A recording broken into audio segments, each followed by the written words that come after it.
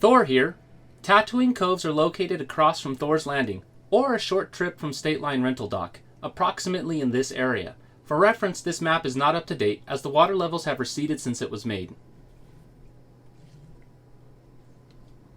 Tatooine Coves, an oasis amongst thorns. This series of coves is a great place for those seeking shelter from waves and sand that are abundant here. Calm, clean water is the name of the game, but not all of the coves have this attribute. The particular cove I chose was fortified by an outcropping that yielded calm, clear water, and privacy. Not many visit here due to the unremarkable appearance of these coves when you are passing by. From the shore, these coves look like mundane and confrontational. Only one of these things can be held as true. Nestled inside these coves is either misery or paradise, and not much in between. I would only recommend captains with at least a couple years of experience approach these coves. Even getting close to them could cost you a prop or an outdrive. They are riddled with hard-to-see navigation hazards. The sand in these coves was soft powder mixed with deteriorated mussel shells. Not all of the coves offered sand, but the particular cove I was in had an abundance of it. Even though I can handle sand like this barefoot, I would strongly recommend others wear shoes.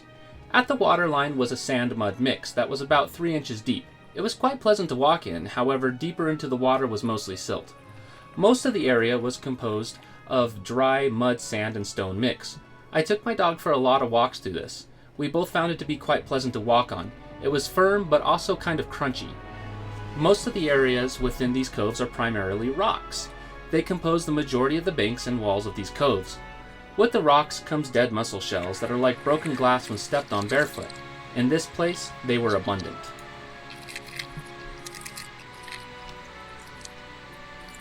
The only flora here were tumbleweeds, and while spiky, they are harmless. Navigation into Tatooine Cove is riddled with shallow outcroppings and bars that consist of either mud rocks, or sandstone. These hazards hide themselves well, and you will not know one is off the bow until you are directly on top of it. My recommended speed to navigate these coves is to idle and coast, and always be ready to jump into reverse.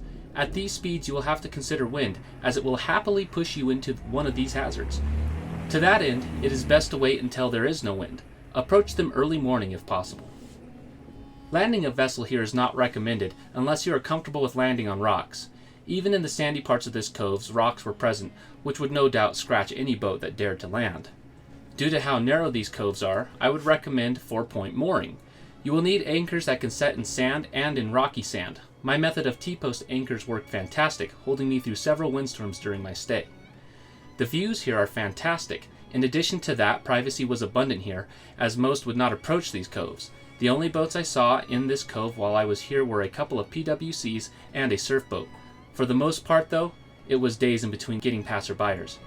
Due to how steep the walls are that form most of the water here is really deep, with a few exceptions. This made for excellent swimming, both in shallow places and in deep water. This made the water fairly cold by comparison of other places I have been, and also very clear. This place is an amazing place. I would highly recommend it to the person looking for a decent cove, but who is also not wanting to go far from the dock. But make no mistake, this place is not for the inexperienced boater. I must emphasize, if you do not have a lot of experience both boating and with your boat, you will do yourself a blessing if you heed my warning and stay away from Tatooine Coves. One more thing I wanted to bring up. I named these coves after Tatooine, which for those who do not know is a fictional place where the movie Star Wars Episode 4, A New Hope, was filmed. The film was made in 1977, which was also the year my boat was made. Off in the distance were some structures that were too far away for my camera to pick up on, so I did not record them. The whole place gave me the same feeling I experienced watching that movie and seeing the deserts of Tatooine. For further reference, in real life, the deserts are located in Tunisia, which is a country located on the Mediterranean coast of northwest Africa. To think of all the time and money George Lucas could have saved if he had decided to direct it here in the United States.